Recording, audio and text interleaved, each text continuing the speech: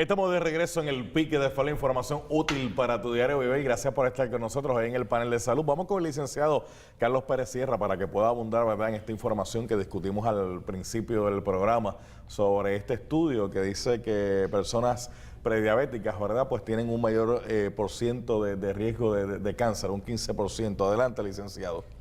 Sí, para aclarar el dato estadístico, uno de cada tres ciudadanos está en condición de prediabetes.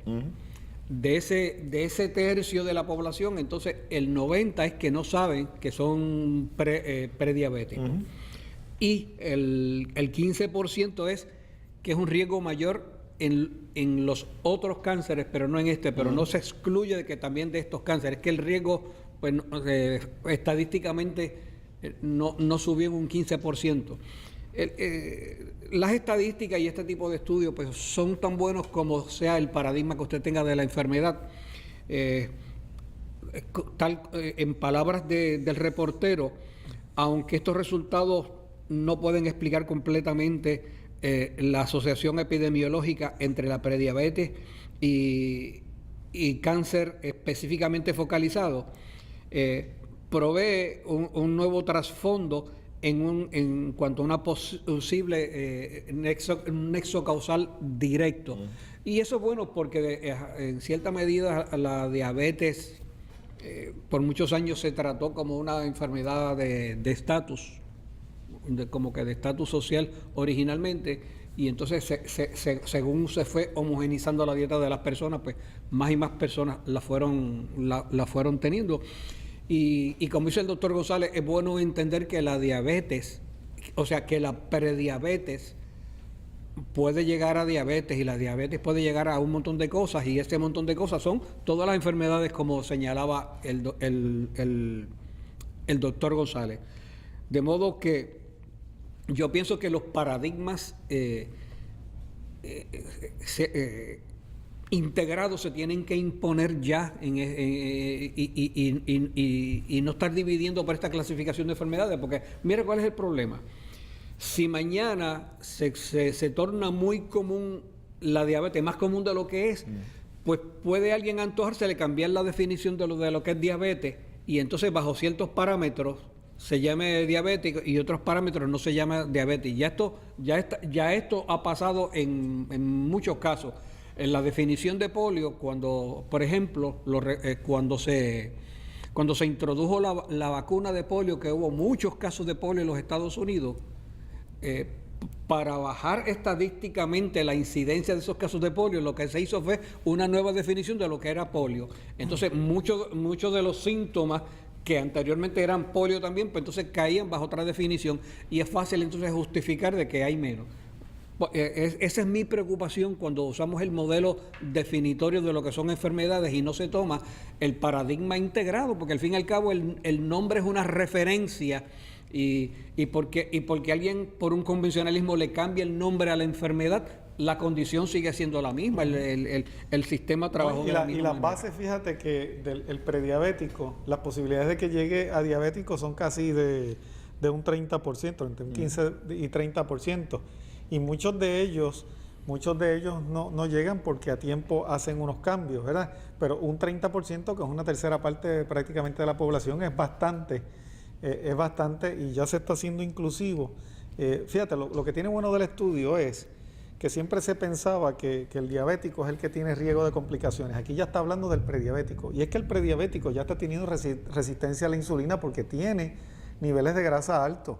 Ya hay acumulación de grasa en las células que están impidiendo la acción de la insulina. Obviamente, si hay niveles altos de grasa, va a haber también niveles bajos de oxigenación en los tejidos y una acidificación en la sangre. O sea, que son factores que son los que sientan las bases para que se produzca cáncer, además de que la acumulación de grasa, poca oxigenación y acidificación de la sangre ya está corroborado de que crea un ambiente viable para el cáncer, pero también la acumulación de grasa que predispone, que va antes que todo esto, también se convierte en reserva de las hormonas que pueden aumentar los riesgos de cáncer del seno y de cáncer del endometrio. Y fíjate que el cáncer del seno y del endometrio, el del hígado, que es uno de los órganos afectados también por la grasa, y el del estómago y páncreas, son los más comunes que se pueden dar dentro del escenario de prediabetes. Pastor David Jonathan. Sí, yo creo que el enfoque que yo pudiese, por experiencia propia que estoy viviendo ahora mismo, es el enfoque de prevenir. Dice un dicho, es mejor una gota de prevención que un litro de curación, ¿no? Y la vida es como una serie de carreteras que hay y te dan varias señales. Por eso yo en uno de los programas le preguntaba al doctor, ¿y cuáles son las señales que se pueden tener para esto, para lo otro? Porque a veces vamos tan rápido en la vida que no vemos las señales, nos comemos los pares, nos metemos en la intersección con la luz amarilla, y la vida realmente es una autopista que te da varias salidas. Y si usted no aprovecha cada salida, llega el momento en que tiene que enfrentar el peaje, y en el peaje hay que pagar. En el peaje hay que pagar. Y yo, esta cuestión de la diabetes y la prediabetes, y estamos viendo qué usted puede estar sintiendo, si tiene la visión borrosa, si tiene X o Y condición. Porque yo lo que encuentro absurdo en este país, en Estados Unidos, es que yo puedo llegar al garaje y cambiarle el aceite y cambiarle el filtro a mi carro sin ni el permiso de nadie, pero para hacerme un laboratorio tengo que buscar un referido médico. Eso es una locura, porque antes que el carro, yo necesito mi cuerpo. Y eso es una de las cosas que yo quisiera ver cómo se pudiese bregar con eso. Bueno, es que prácticamente todo el mundo está en riesgo de sufrir diabetes. Cuando pues participan de los hábitos alimentarios comunes y corrientes y que abundan en nuestra cultura, todo el mundo está en riesgo de diabetes, todo el mundo está en riesgo de enfermedad del corazón. O sea que no hay ni que esperar los síntomas. Si se quiere hacer prevención, hay que tomar las medidas de cambio antes de que hayan síntomas, porque cuando hay síntomas ya hay prediabetes y después de eso viene la diabetes. Pero lamentablemente el puertorriqueño siempre deja las cosas para última hora. Ahora vamos a hablar entonces, si eso es así, eso es una cultura y es muy difícil desculturar a alguien, tendríamos entonces que bregar con síntomas. Y síntomas para mí es importante porque si ya yo noto una serie de cosas, un mareíto, sudoración, tiene que haber algo, mucha orina, me levanto por la noche. No, ya ahí estás prácticamente diabético. Cuando nosotros hacemos la evaluación a través del IRIS, allá en el instituto, nosotros clasificamos los organismos más o menos en 3 categorías principales. Y una de ellas es la categoría biliar lipémica. Y todos los que son, eso se puede clasificar un niño de meses, con solamente nosotros ver el color del iris, ya sabemos si tiene predisposición diabética.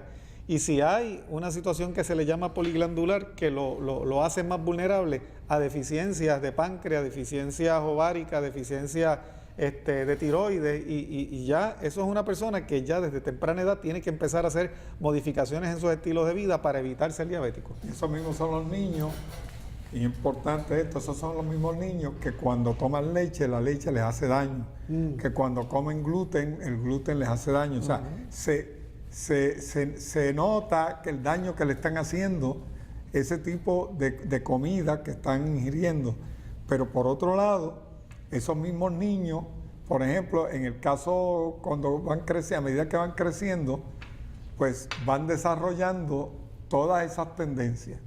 Los otros, los que aparentan no tener ese problema, pero son susceptibles también a ese mismo tipo de alimentación, pero la desarrollan en otras áreas, no necesariamente en términos de diabetes. Ahora miren esto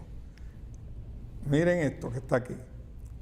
Para una agencia pública, que es el Departamento de Salud de Puerto Rico, con recursos económicos que para el vigente año fiscal ascienden a 2.223 millones de fondos estatales y 1.100 millones de fondos del gobierno federal para operar el plan de salud del gobierno a través de la Administración de Seguro de Salud, ACES, no debería ser tan difícil lograr, oigan esto, lograr la meta principal de verdadera reforma de salud. Sin embargo, la experiencia y la realidad actual evidencian todo lo contrario. ¿Ves? O sea, vamos en una dirección contraria a lo que en la realidad se está tratando de lograr. ¿Por qué ocurre eso? Pues precisamente porque estamos buscando eso que dijo el pastor, los síntomas, pero no estamos yendo a la causa del problema. A la base del problema. Mientras estemos pendientes de los síntomas, vamos a estar perdidos, porque los síntomas son señales en el camino que pueden estar en dirección correcta, pero pueden estar equivocadas también. Alguien te puede cambiar la flecha en el camino, como hacía el pájaro aquel que corría, el correcamino, Los ¿verdad? correcaminos. Que cuando llegaba te iba cambiando todas las señales del camino y el que venía atrás se perdía. Pues eso ocurre en nuestra vida.